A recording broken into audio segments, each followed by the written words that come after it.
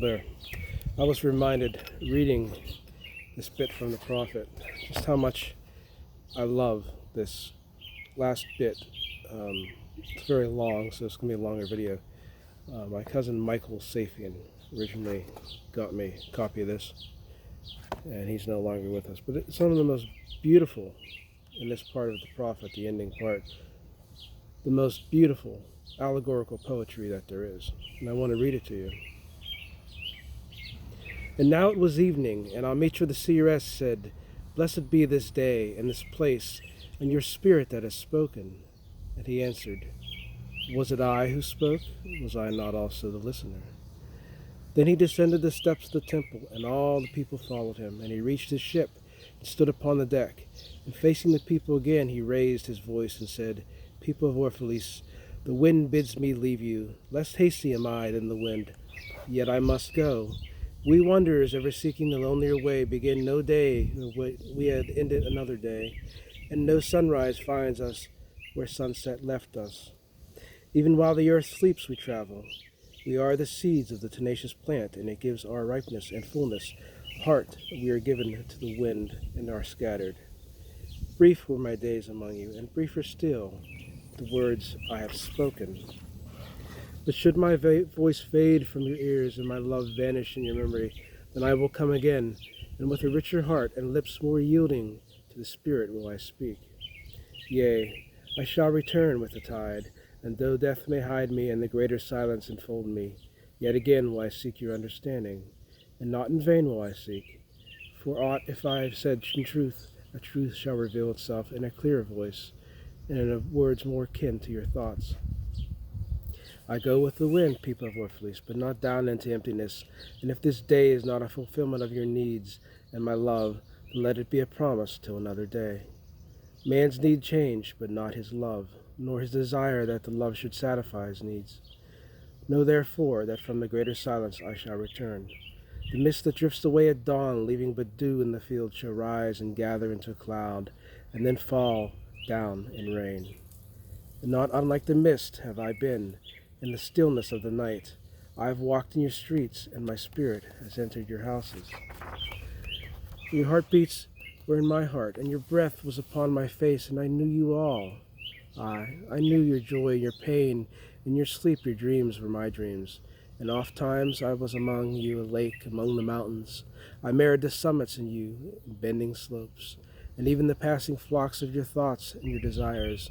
And to my silence came the laughter of your children in the streams, the longing of the youths in your rivers. And when they reached my depth, the streams and the rivers ceased not yet to sing. But sweeter still than laughter and greater than longing came to me.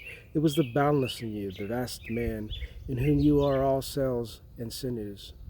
He whose chant and your singing is but a soundless throbbing, it is the vast man that you are vast. And in beholding him that I beheld you and loved you. For what distances can love reach that are not in the vast sphere? What visions, what expectations, what presumptions can outsoar that flight? Like a giant oak covered with apple blossoms is the vast man you. His might binds you to the earth, his fragrance lifts you into space, and in his durability you are deathless. You've been told that like a chain you are as weak as your weakest link, but it is a half-truth. You are also as strong as your strongest link. To measure you by your smallest deed is to reckon the power of the ocean by the frailty of its foam.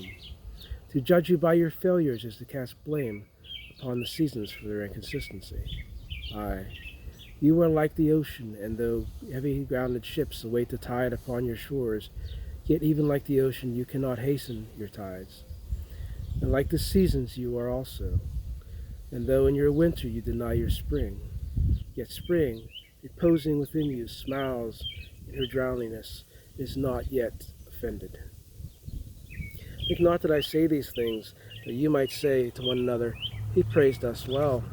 He saw but the good in us." I only speak in words of which you yourselves know in thought. And that is word knowledge, but a shadow of the wordless knowledge. Your thoughts and my words are waves from a sealed memory that kept records of yesterday, and of ancient days when the earth knew not us nor herself, in the nights when the earth was upwrought with confusion. Wise men have come to you and given you their wisdom, and I came to take of your wisdom. And behold, I have found that which is greater than wisdom. It is a flame spirit in your ever-gathering more of self. While you, heedless in your expansion, bewail the witherings of your days. It is life in quest of life in bodies that fear the grave. There are no graves here. These mountains and plains are a cradle and a stepping stone. Who shall ever pass these fields where you have laid your ancestors look well upon, and you shall see yourselves and your children dancing hand in hand. Verily, you often make merry without knowing. Others have come to you in whom the golden promises made your faith, and you have given but riches and power and glory. Less than the promise have I given, and yet more generous have you been to me. You've given me my deeper thirsting after life. Surely there is no greater gift to a man than that which turns all his aims into parching lips and life into a fountain. In this lies my honor and my reward, that wherever I come into the fountain to drink, I find the living waters itself thirsty, and it drinks me while I drink it. Some of you have deemed me proud and ever shy to receive gifts. Too proud indeed am I to receive wages, but not gifts, and though I have eaten berries among the hills, when you would have me sit at your board, and slept in the portico with the temple, when you would gladly have sheltered me. Was it not your loving mindfulness of the days and nights that made food sweet to my mouth and girdled my sleep with vision? For this I bless you most. You give and know not at all that you give. Verily, the kindness that gazes upon itself in a mirror turns to stone, and a good deed that calls itself by tender names becomes apparent to a curse. And some of you have called me aloft and drunk with my own aloneness. You have said, he holds counsel with the trees of the forest, but not with men. He sits on hilltops and looks down upon our city. True it is, I have climbed the hills and walked in remote places. How could I have seen you save from the greater height of great distance? How can one indeed be near unless he be far?